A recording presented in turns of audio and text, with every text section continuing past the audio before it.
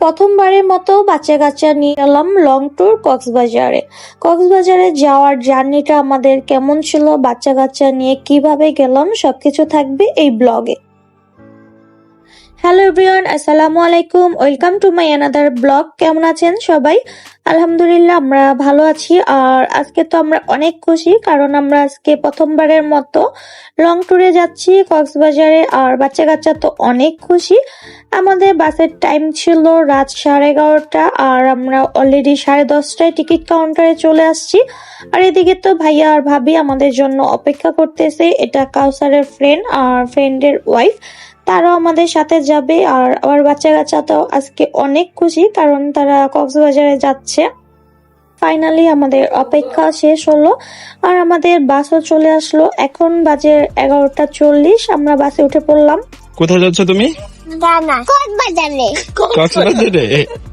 কোথায় যাচ্ছ আব্বু? তুমি কোথায় যাচ্ছ? ট্রেনে? বাসে? বাসে? তোমার এক্সাইটমেন্ট কেমন?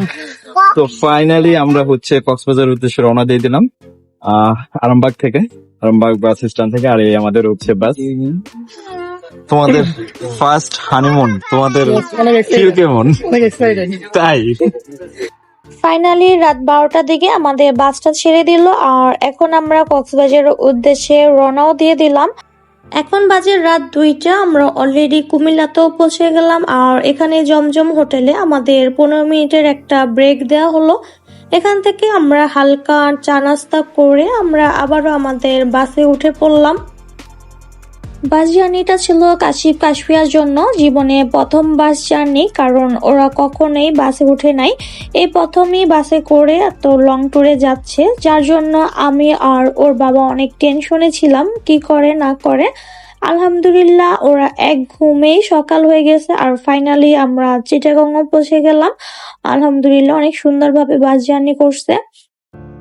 এখন বাজে সকাল 6:30, আর আমাদের এখন সেকেন্ড ব্রেক দেওয়া হলো। সেকেন্ড ব্রেকটা আমাদের এই 4 সিজন হোটেলে দেওয়া হলো।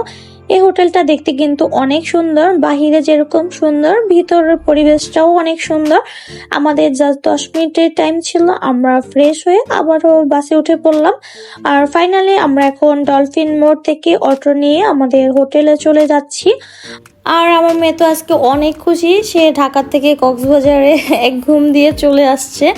যাই হোক, আজকের ভিডিওটি এ পর্যন্তই। আল্লাহ হাফেজ।